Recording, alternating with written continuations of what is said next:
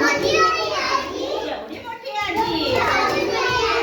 आजीने कापला कोंबडा ग बाई कोंबडा ग.